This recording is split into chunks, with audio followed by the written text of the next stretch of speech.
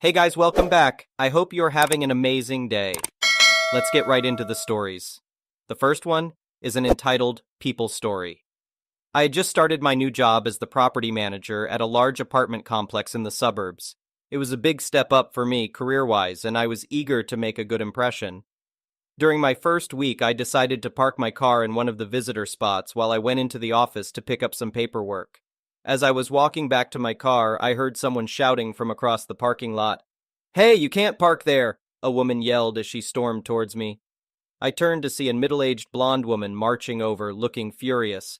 She had the typical Karen haircut and was wearing exercise clothes and sneakers.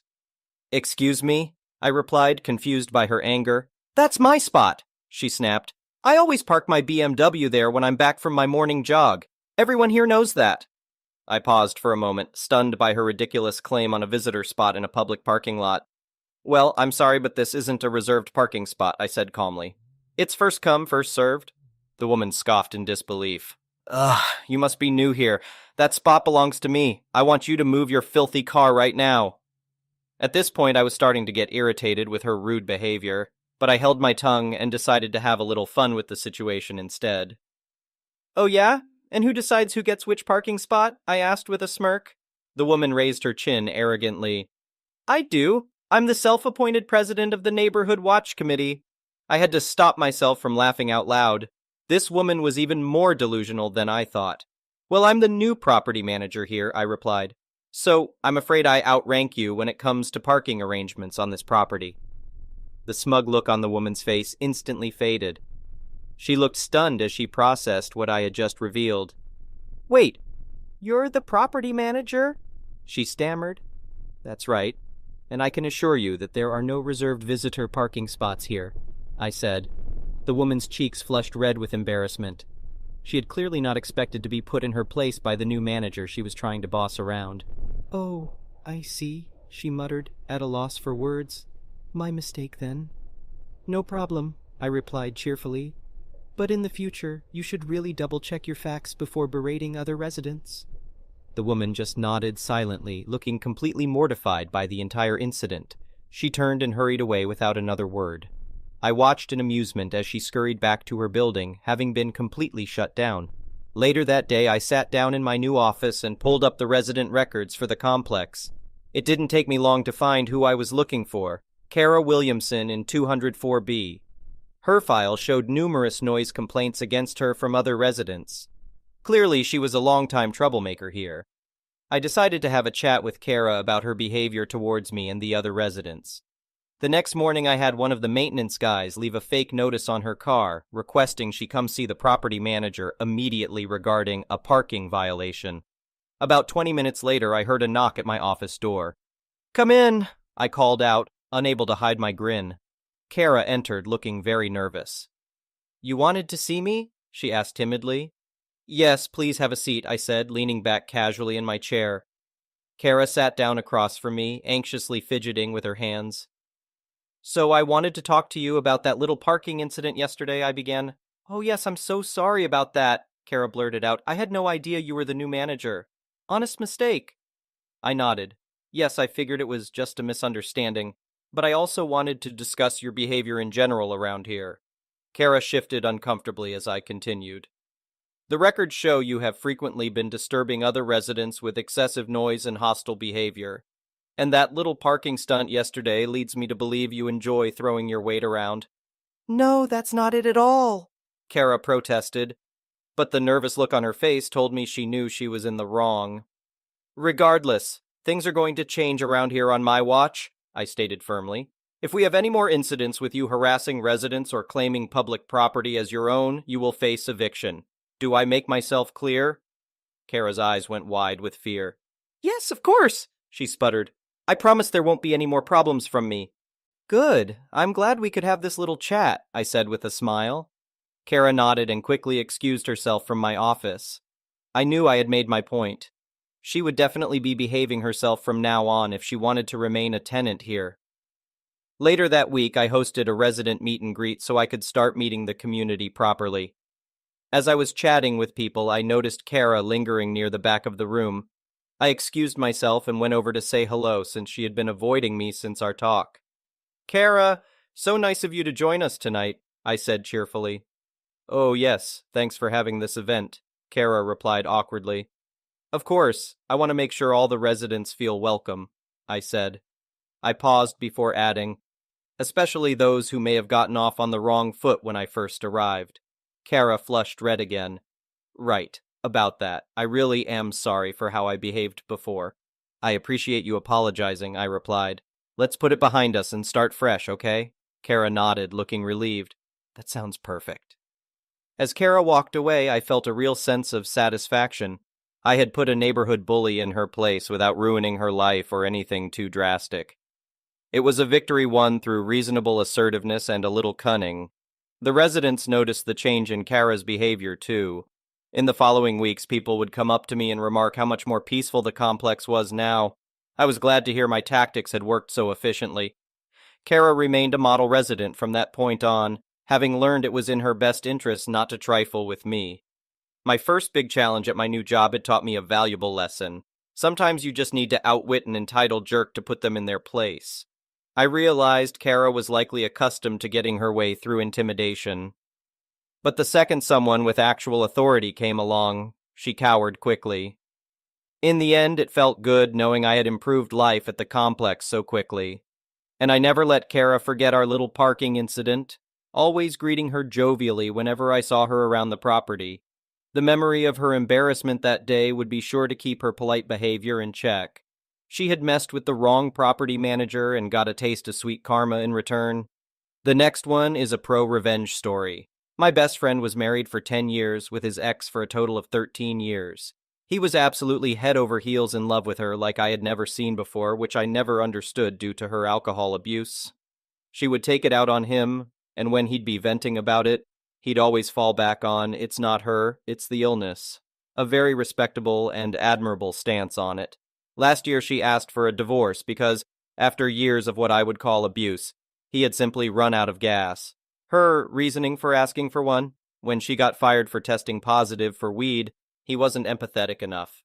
He admits he wasn't because it had come on the back of one of her drunken tirades where she told him he was a piece of crap who was always trying to control her.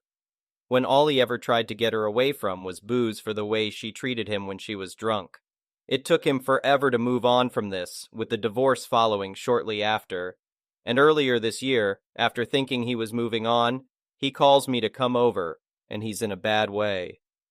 I arrive, and he is absolutely fall-down drunk, going on that she didn't ask for a divorce for those reasons, that she had really been cheating with several other people. The next morning, when he's more coherent, I ask him how he knew. He was cleaning out the spare room and selling/donating stuff he didn't need anymore, and when he went to clear an old tablet, she was still logged on, and all of the evidence was there. He gets that out and says he's going back to bed and asks me to lock up when I leave. Before I left, I looked at the tablet. After seeing what I saw, I wanted to find a way to get even with the horrible and conniving woman, so I took pictures of it all and left. When I got home, I started looking up information about these people. 2 of them were just normal guys. Whether they knew she was married or not, I don't know. But the third comes up as a registered sex offender, still on probation for being such a disgusting pile of crap, and the address listed as 123 Lane City State. Chomo knew that she was married. I immediately knew what I was going to do. Chomo didn't live at 123 Lane. Chomo was living with the conniving ex. She made regular posts about their time together. On top of that, she is an avid weed user and has several firearms because she enjoys sport shooting. So I go into the state's sex offender site and make a report of Chomo not actually living where he's registered, and that Chomo is living in a home with what he has no right to, being a convicted felon and on parole.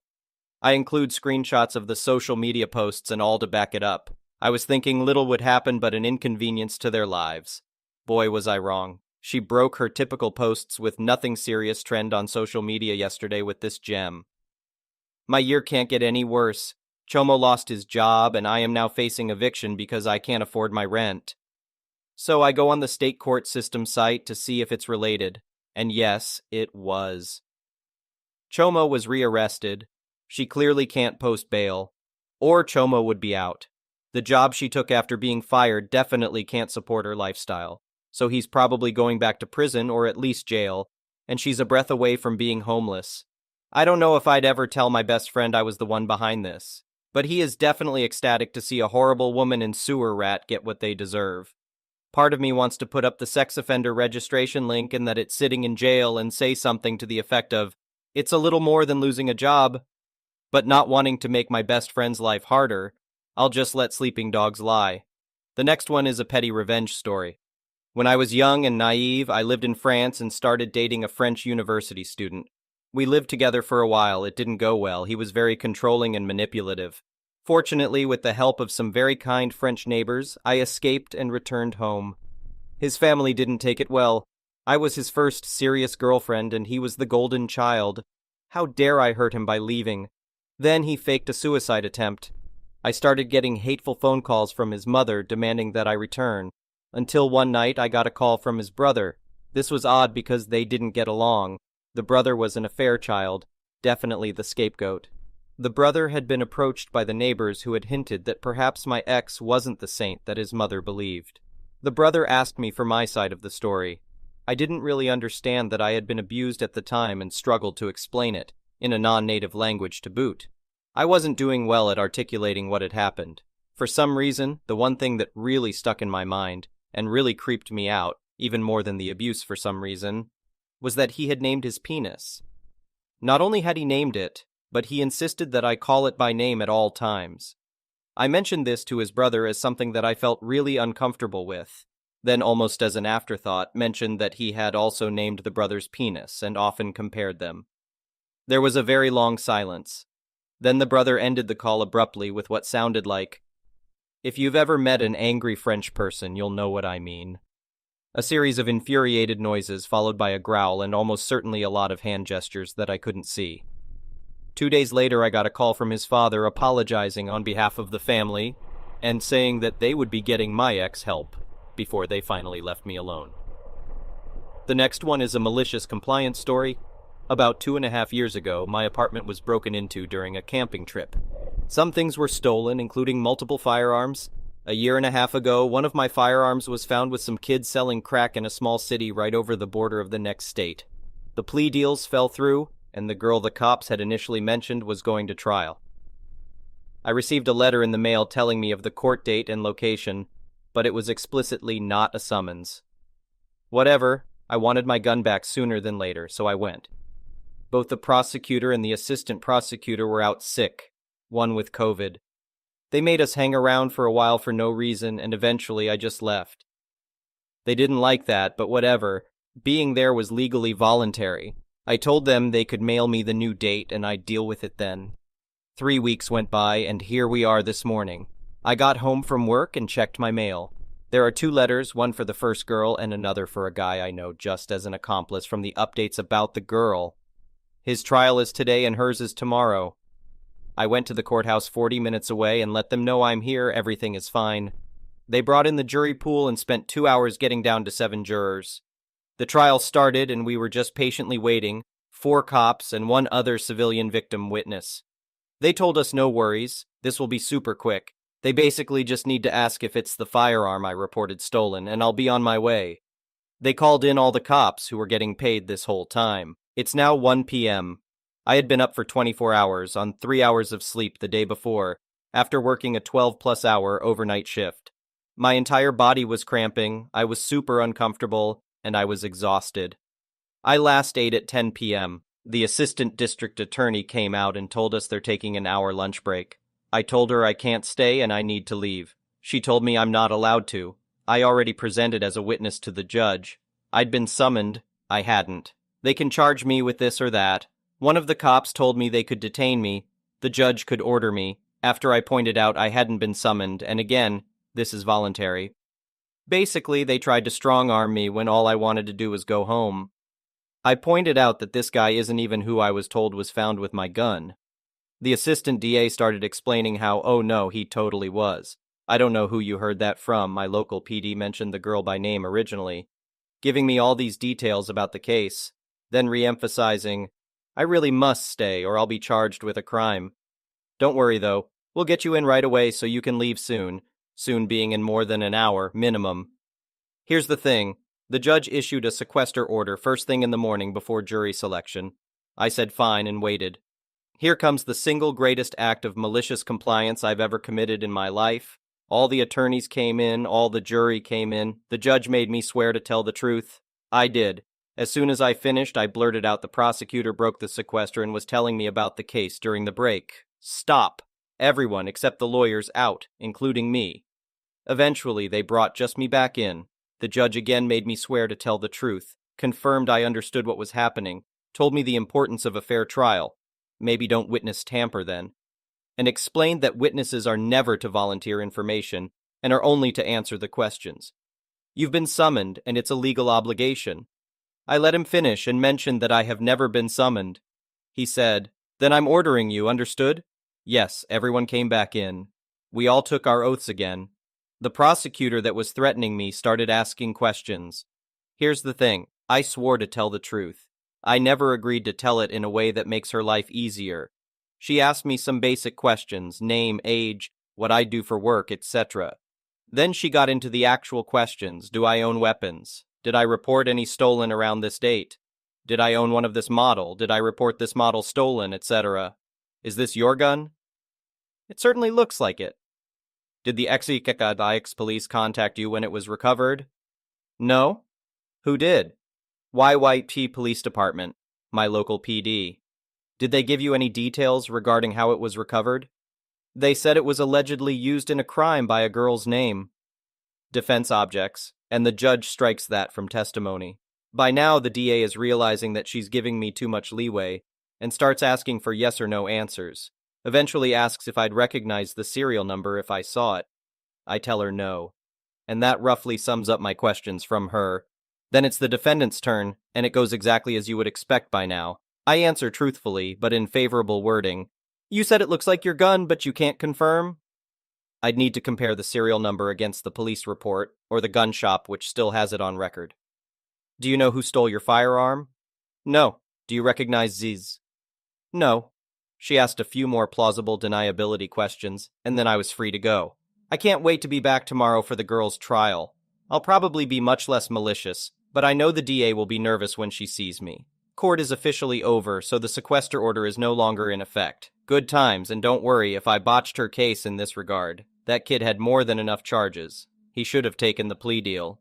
The next one is an entitled people story.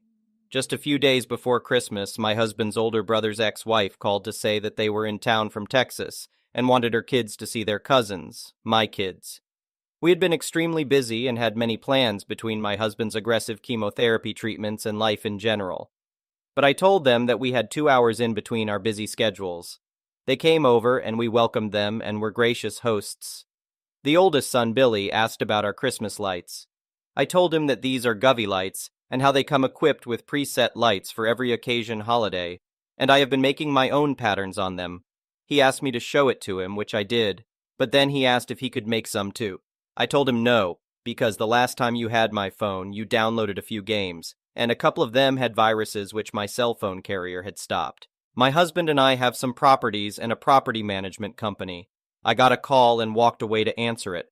As I came back to where everyone was seated, Billy grabbed the phone out of my hand, and I asked him to give it back, but he held the phone away from me. I am 5 feet 7 inches tall and just under 130 pounds versus his 6 feet and over 260 pounds. My husband walked over and grabbed it just as rudely and told him never to grab things out of people's hands. Well, the mother, Barb, didn't like that. She has said many times that we don't like to say no to our kids because there are too many no's in the world. Meanwhile, Billy was throwing a temper tantrum while Nick, the second born, couldn't keep his hands off the candy jar. I have this candy jar that is like a tree with 5 glass jars. I fill it up with colorful candies. I had sealed it so we don't have a temptation to have some. There were some leftovers that I gave them. They grabbed handfuls and stuffed their pockets with it, so I don't know why he wanted more. Anyway, the candy jars came crashing down and there was glass everywhere. My husband cleaned it all up, and I very calmly told Barb that she owes me $300. She was shocked that I asked because the old me would have just gotten over it. But prior to all this, I had gone out and bought Nike brand t-shirts for the 2 older ones and toys for the younger ones. They opened up the gifts and Nick and Billy both said, Is this all we are getting? So after the candy crash, I went off on them, beginning with, "What did you get for my kids? A couple of small card games? Did we say anything about it?" My kids thanked you and went about to play. They left in a huff because I reminded them that we have prior commitments, hopefully never to see them again. Barb left my husband's brother after she lost 80 pounds. My brother-in-law is now deceased. So done with selfish people. Thank you for watching. I would really appreciate it if you could like the video and subscribe to our channel if you haven't already.